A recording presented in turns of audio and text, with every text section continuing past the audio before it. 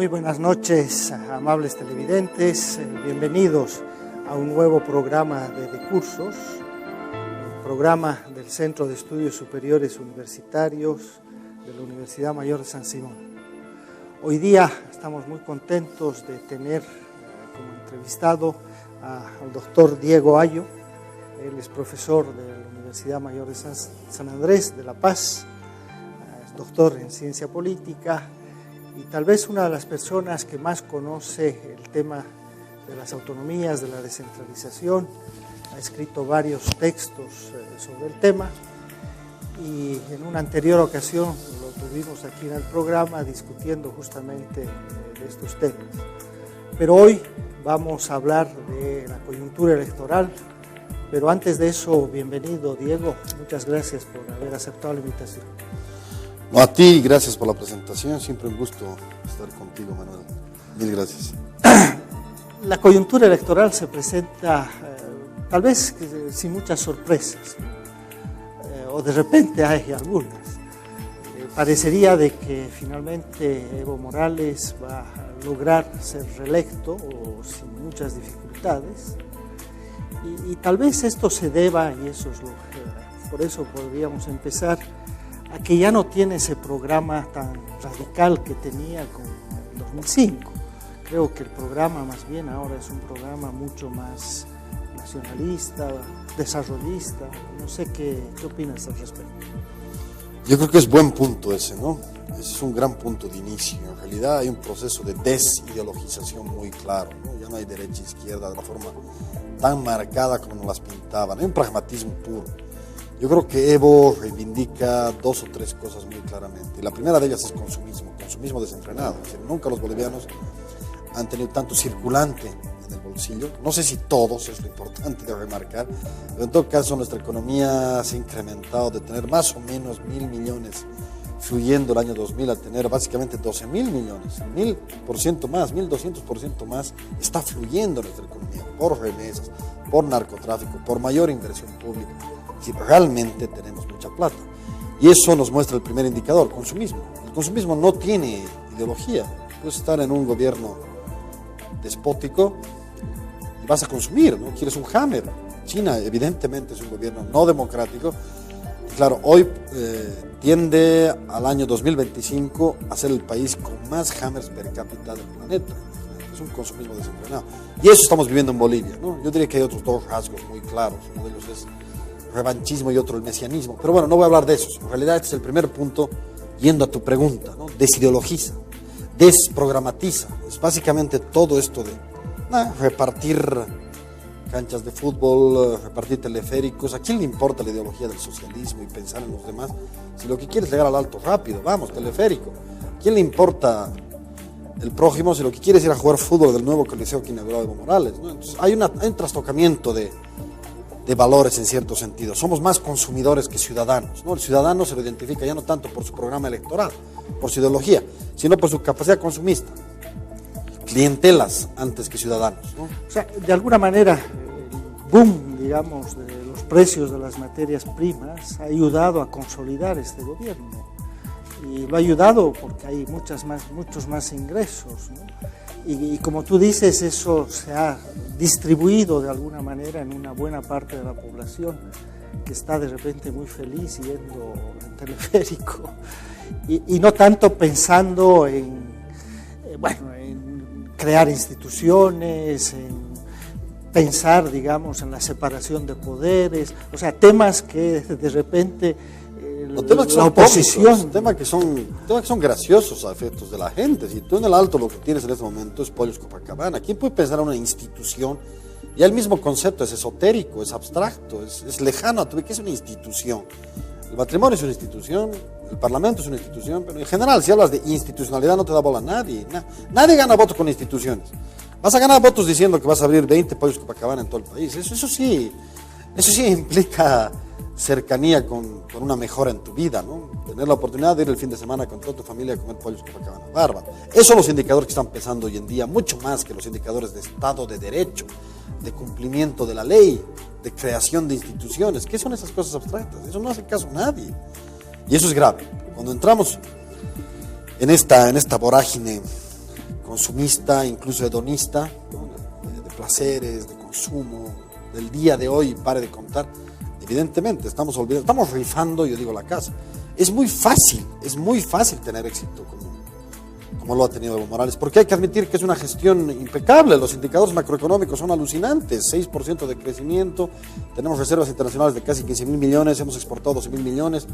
Es decir, es impresionante si lo vamos viendo dato por dato. Pero eso no es mérito del gobierno, eso hay que ponerlo. No hay que quitarle mérito al ministro Arce, seguramente. Al menos no tiene el grado de responsabilidad que lo tiene o lo ha tenido un Chávez, que ha dejado en ruinas Venezuela. Evidentemente hay un cuidado macroeconómico que en todo caso es digno de ponderarse en un sentido neoliberal, ¿no? Están cumpliendo las recetas del Consenso de Washington al pie de la letra, una estabilidad macroeconómica perfecta y alucinante.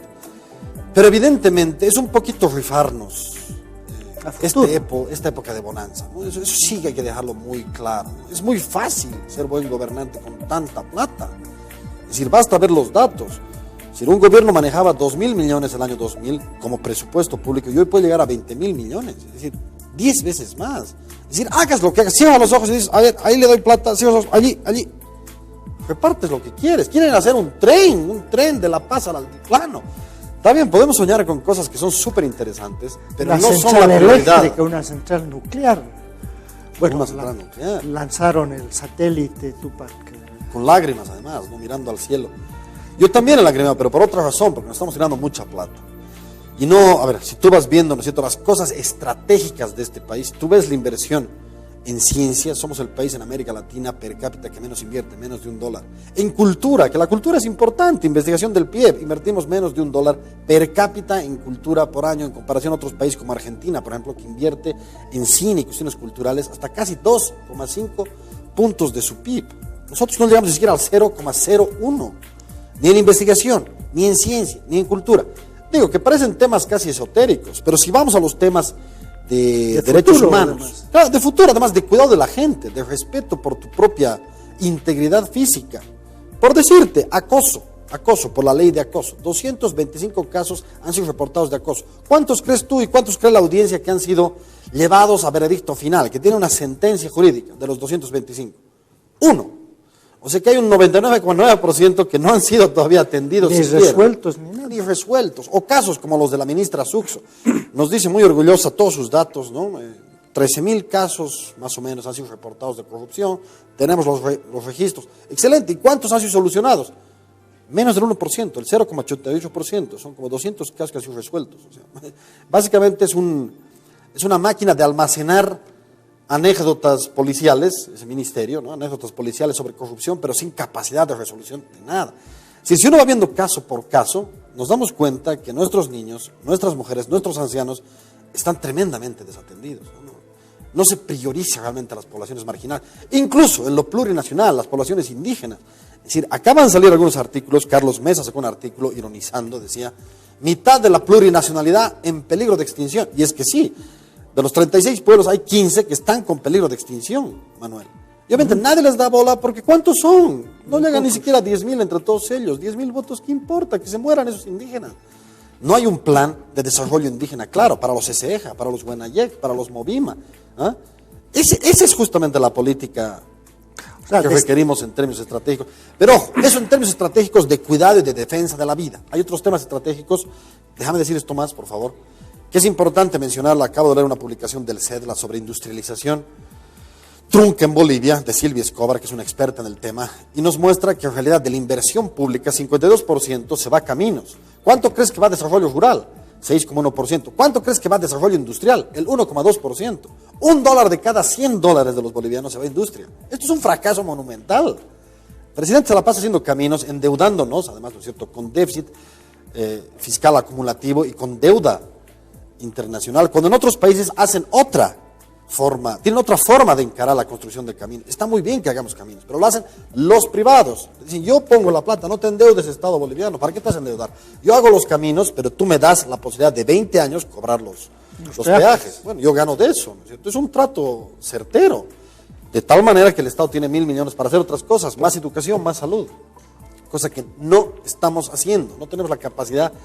siquiera de competir en un examen como el PISA, que es un examen donde los chinos, japoneses, singapureños están a la cabeza. Pues. Pero a la cabeza de lejos, incluso respecto a los gringos, ¿no? O sea, en educación el otro día, justamente viendo algunos datos de la CEPAL, se mostraba de que Bolivia es el país que gasta menos en educación, ¿no? Frente a Perú, a Chile, a Argentina, a los países vecinos. O sea, en Sudamérica estamos a la cola en gastos de educación, en gastos de salud, que son temas justamente para el futuro de este país, ¿no? En todo caso, si estuviese aquí algún señor portavoz del gobierno, te diría, pero hemos cuadriplicado los gastos, y es verdad. Hay más gasto en educación como nunca en la historia. Sin embargo, es importante desmenuzar y ver a dónde va ese gasto, porque dicen, no, mira, aquí 4 veces más. Momentito, de esas 4 veces más, básicamente el 90% es en escuelas, y el otro, ¿no es cierto?, es en escuelas y sueldos. Solamente un 10% es en tecnología, en computadoras, en ciencia para los alumnos. Es decir, en aprendizaje direccionado hacia el alumno para que sea campeón en matemáticas, en mejoramiento de capacidades a los profesores. Exagerando un 5%. Lo demás es hacer escuelas. Y sabemos que las escuelas además funcionan con los famosos quinceaños, ¿no? Obviamente, te conviene hacer escuelas como alcalde. Una escuela, ¿cuánto puede valer? $30,000. El 10% básicamente se va... De repente a bolsillos de... A bolsillos. Conviene hacer muchas escuelas, pero eso no es sinónimo de buena educación y mejoramiento de la educación. Es decir, este país no va a avanzar mientras exista un pacto prebendal implícito entre el gobierno y el magisterio.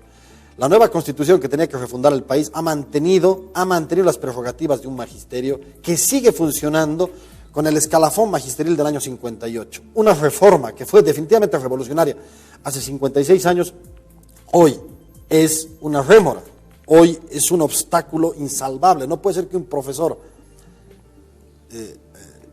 flojo, un profesor descuidado, un profesor que no se actualiza, recibe igual sueldo todos los días, pase lo que pase. Sí. Obviamente no hay criterios de mérito, no hay criterios de eficiencia, no hay motivación para ser mejor profesor. Así nuestros hijos están condenados. Y obviamente, ¿por qué el gobierno no toca esto ni ha tocado? Porque 117,000 profesores, multiplicados por 5 que son sus familias, son fácilmente 250,000 votos. Es decir, obviamente que no va a tocar esto. O sea, de alguna manera el MAS está cada vez más pragmático y finalmente lo único que quiere es votos y quedarse en el poder, pero sin realmente una perspectiva de futuro.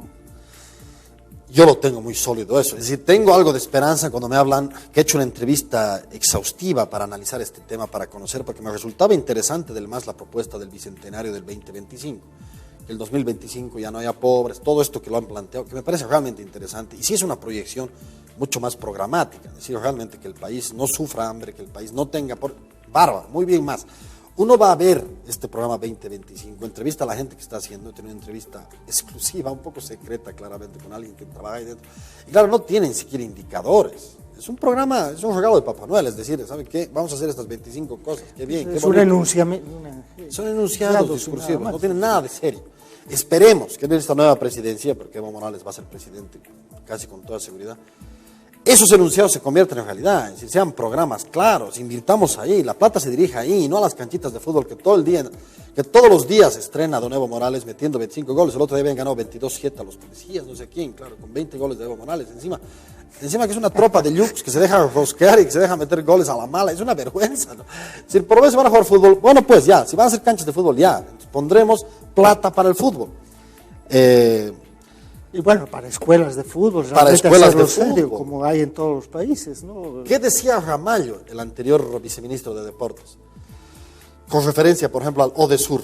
En el ODESUR... Que se va a hacer aquí en Cochabamba. Claro, pero el 2006 tuvimos 13 medallas. Evo dijo, no, vamos a tener más la siguiente. La siguiente tuvimos de 13 medallas, bajamos a 8. Y el 2014, de 8 bajamos a 4. Sí, cada vez estamos peor. Y claro, uno lo escucha a Ramallo, no Ramallo. Rimba, que fue viceministro de Hasta los ecuatorianos tienen 100 veces más presupuesto en deportes que nosotros. No le damos importancia a esto. Si yo le digo al señor Evo Morales, ¿para qué las canchitas? ¿Para qué? Si fuese una política seria, una política deportiva, donde tú dices, sí hay canchitas, pero al lado de la canchita hay una escuela de fútbol. Al lado de la escuela de fútbol hay un gobierno municipal que le pone plata. Es decir, todo, ¿no es cierto?, en grupo. Y aquí hay un conjunto de empresarios que quieren comprar a los nuevos embriones de futbolistas y llevárselo a Barcelona. Uno dice que bien, que hagan canchitas. Pero es hacer canchitas por hacer canchitas. Esto no tiene sentido. Esto es malgasto de plata. Y el término nunca es más correcto. Me molesta utilizar el término porque ahora lo utiliza mucho tuto. Ya me han dicho, eres tutista. es el despilfarro de este gobierno. Es despilfarro de este gobierno. Y eso hay que decirlo enfáticamente. Es decir, por ejemplo, yo estoy haciendo un edificio, Manuel, te cuento, y me han dado un crédito de $200,000. Es como si yo agarrara esos 200,000 y le compro un auto a mi hijo, y le compro una casa a mi otro hijo, y me compro yo trajes a Armani. Claro, y después y un Hammer como los chinos. Y un Hammer, ¿por qué no? Y un Hammer alucinante para los chinos. Y me voy a España unos 2 meses y vuelvo aquí y me he quedado sin plata del crédito. No hay edificio, no hay crédito, me he tirado la bonanza. Eso estamos haciendo. Nos estamos tirando la bonanza. Si nos estamos mareando con tantos dólares, sin embargo, no estamos construyendo país. Es decir, los informes, por ejemplo, del CEDEL que te decía, nos muestra claramente que no hay modificación de la matriz productiva, no hay diversificación de la economía. No hay. Seguimos una economía extractivista basada en materias primas, en minerales, en gas, petróleo y nada más. Gas y petróleo. Ahora, ¿cuáles son las promesas a futuro? ¿No? Es decir, si vemos los programas electorales, ¿hay alguien que va a modificar esto? Yo digo que más allá de hacer buenos programas electorales, que yo también lo puedo hacer esta noche, no puedo tipear, sacar 20 ideas bonitas. No creo que sea una cuestión de ideas solamente. Es una cuestión de que tenemos una oposición, yo diría, realmente pobre y triste, ¿no? Separada, fragmentada, sin capacidad de decirle, gobierno. La seguridad ciudadana está cada vez peor. No lleguemos a los índices de Venezuela, que es el segundo país con más tasa de homicidios de América Latina. No lleguemos a eso. Es decir, Venezuela, teniendo una jauja de petróleo, es increíble que tiene un desabastecimiento de alimentos, que tiene inseguridad ciudadana como terrible. Honduras que tiene déficit fiscal. Y Venezuela son los dos países donde no lleguemos a eso. Los crímenes son terribles, ¿no? Sí, los informes que tenemos justamente sobre delitos, sobre robos, sobre homicidios, que lo hace José Carlos Campero, nos muestra que Bolivia está empezando a insertarse en la globalización del crimen, ¿no? Con carteles, o por lo menos embriones de cartel que se están instalando en el país. Después, ¿quién va a pagar la factura en 10 años? ¿Quién va a pagar cuando Evo Morales ya no esté? Va a ser otro presidente, y encima Evo va a decir, cuando yo estaba era todo paz. No, pues papá, tú has sembrado esto. Estás sembrando para que en 5 o 10 años tengamos un montón de mafias aquí matándonos. No quiero pintar un cuadro catastrófico, pero tampoco quiero caer, que es otro de los errores de este periodo, en el amansamiento, en el cooptamiento intelectual. Hay muchos intelectuales en el país que, claro, no se puede utilizar la palabra vendidos, pero claramente están alineados, no critican absolutamente nada, no se dice nada, no hay una suerte de pasividad. De pasividad, de gente que uno admiraba muchísimo, ¿no? Fernando Mayorga, por ejemplo. Es decir, completamente anulado en sus críticas, una persona que realmente sabe pensar. Y en general, esto es masivo. Cuando tú decías del pragmatismo, es decir, se lo ve no solamente del lado del MAS, que coopta a todos, sino de la gente que se sube al carro del MAS. Los ejemplos de Joaquín no son patéticos. Los ejemplos de doña Justina. Doña Justa Cabrera. Doña Justa Cabrera, que era mi heroína, ¿no? Una mujer valiente. Y está otra vez en el carro. El poder del dinero es muy grande, y esto es tremendo, y hay que decirlo enfáticamente, ¿no? ¿Y la oposición? ¿Cómo estás viendo la oposición? ¿Están presentando algunas ideas novedosas? ¿Están tratando de hacer algo? ¿O esa división que se ha dado más bien los está anulando, ¿no? Finalmente. A ver, yo parto de un principio. Yo soy convencido que Evo Morales tiene un mérito, posiblemente no técnico, posiblemente no en su capacidad de hacer buena gestión, pero sí en la capacidad de darle estabilidad a este país. Sin Evo Morales nos hubiéramos matado. Eso es importante mencionarlo. Es decir, hay que darle un mérito, y el mérito es que ha sido realmente el baluarte de la pacificación de este país. Pero técnicamente hablando, yo creo que Juan del Granado, Samuel Doña Medina o Tuto Quiroga lo haría mejor. No tengo la menor duda que cualquiera de ellos lo haría mejor. Es más, yo siendo Evo Morales los contrataría como ministros, así como he hecho con Carlos Mesa. A mí me da mucha tranquilidad que un hombre de la valía de Carlos Mesa esté negociando el mar por Bolivia. Me parece sensato, me parece un buen paso de Evo Morales. Y está bien que lo tenga Eduardo Rodríguez, porque eso es un tema de todos los bolivianos, tú sabes. Tú y yo nos solidarizamos con el fútbol, la selección y el mar, listo. Más allá de eso, no sé si somos muy bolivianos. Bueno, y comer aquí en el Sucremanta. ¿Qué más nos une, Manuel? Las pocas cosas. Las salteñas y el Sucremanta, claro. Y el fútbol y las guerras. Está genial que esté. Yo lo contrataría igual a un Tuto, lo pondría de mi ministro. ¿Por qué no? Es decir, pero en todo caso, en ideas, a ver, vamos uno por uno. El MSM tiene 2 ideas interesantes que me parecen prudentes. Crear 2 fondos. Un fondo básicamente, no sé sus nombres, pero es la idea de desarrollo rural, y otro fondo de industria. Cosa que me parece bien, porque ahí no estamos tirando la plata. Uno de 2.000 millones, otro de 5.000 millones. 5.000 millones para la industrialización del gas y 2.000 millones del desarrollo rural. Me parece sensato, no podemos tirarnos la plata. Hay que guardarse algo para los periodos de vacas flacas, y además con orientación estratégica. Industria, desarrollo rural. Cuando me preguntan, pero Evo Morales ha bajado el desempleo de 10 puntos más o menos a 3 puntos. Sí, pero hoy estamos creando empleos súper precarios. El 80%, 4 de cada 5 bolivianos, están precarizados en sus empleos. Son empleos solamente porque hay un montón de plata. Si tú tienes un montón de plata, alguien va a agarrar, pues. Y ese alguien que agarra significa un empleo. Pero no es un empleo estable. No estamos modificando, insisto, la matriz productiva y no son empleos estratégicos. Básicamente, 3 de cada 4 bolivianos tienen un ingreso salarial por debajo del promedio salarial boliviano. Si 3 de cada 4 bolivianos viven entonces en una situación tremendamente precaria, están por debajo del nivel salarial. Es decir, si lo ponemos en términos muy didácticos, hay un conjunto de bolivianos que son los supervivientes, ¿no? Que casi no acceden al excedente del gas, están ahí como informales en las ciudades tratando de vender desde chicos. Esa es una buena parte. La otra parte los llamo yo los pragmáticos, que son los que están alrededor del gas, ¿no? O del litio, o del mutún, que están ahí medrando sobre el gas, que son los pragmáticos, son los que migran. Es decir, Tarija nunca ha tenido tanta gente, nunca ha tenido tantos coches, son los que migran. Santa Cruz, los que migran. Una tercera capa son los explotados, diría yo, ¿no? Los nuevos empresarios están haciendo mucho dinero, qué sé yo, en la agroindustria, por ejemplo, aquí en la hotelería. Y claro, alrededor pagan lo que les da la gana, pagan miserias, es decir, pagan muy mal. Los restaurantes. Y pagan muy mal, y esto lo puedo certificar yo porque he hecho un trabajo precisamente sobre esto, ¿no? Y hay un cuarto sector que más bien es el resultante de todo esto, es que estamos generando empleos sin productividad, sin generación de tecnología y sobre todo sin capacidad educativa de trasfondo. No necesitas ser muy meritorio para los trabajos que se están generando en Bolivia. No necesitas tener capacidades, ni siquiera necesitas estudiar. No necesitas. Los empleos que se están generando son empleos muy precarios, no de calidad. Exactamente. ¿Y qué dirías de los otros 2 programas? Porque el tiempo se nos va rápidamente. Bueno, a mí me parece fantástica la... Bueno, a Tuto casi no le veo nada. Me parece un gran analista, me gusta verlo. Tiene una capacidad oratoria inmensa, ¿no? Es un tipo realmente que sabe debatir, sabe provocar. Pero en propuestas no dice nada, ¿no? Es pobrísimo. Solamente él como propuesta no tiene un tejido social articulador, no se ha vinculado con ningún sector. Entonces, ¿qué va a salir? Es todo de su mente nomás y su lucidez, pero no alcanza para ser... Es más crítico, digamos. Pero es un buen analista político, durísimo, pero yo no creo que proponga nada.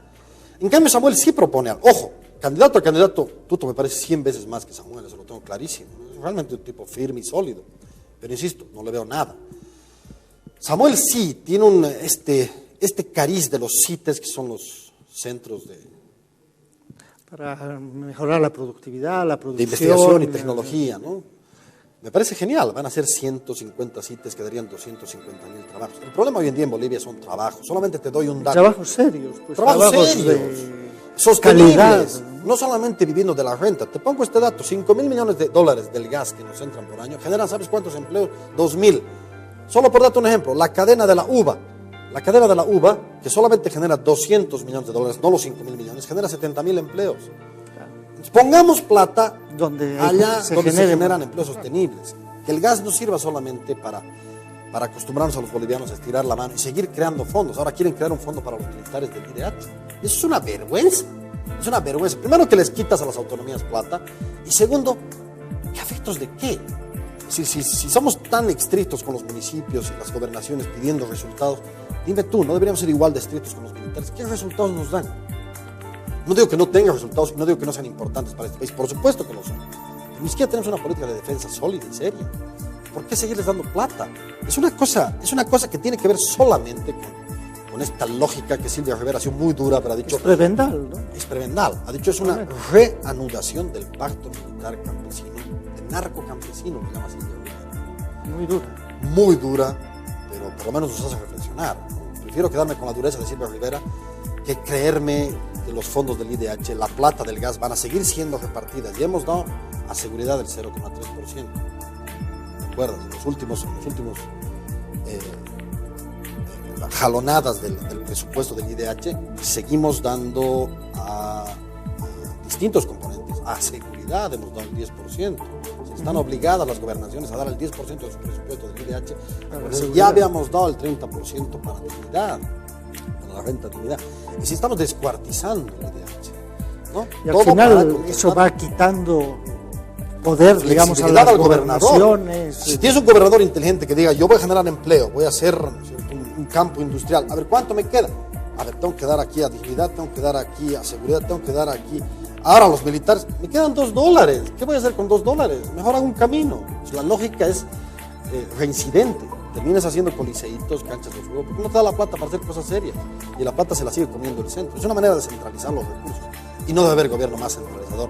Y no debe haber ministerio más inocuo ornamental que el Ministerio de Autonomía. Eso hay que dejarlo también claro. No existen las autonomías. Es decir, incluso el gobernador Costas es gracioso escucharlo cuando dice: gracias a las autonomías hemos pasado de tener 1.000 kilómetros a 5.000 kilómetros. Hasta el emperador Domiciano, que era sanguinario, hacía caminos. Es decir, había apies gracias a él. No tiene relación la autonomía con hacer caminos. La autonomía es mucho más. Debería ser otra cosa la autonomía. Sí. Pero lamentablemente el tiempo se me fue. Bueno. Muchas gracias por la siempre gracias a ti. Es un gusto estar contigo, Manuel. Y a ustedes, amables televidentes, los esperamos el próximo miércoles por la noche en un nuevo programa de Decursos. Muy buenas noches.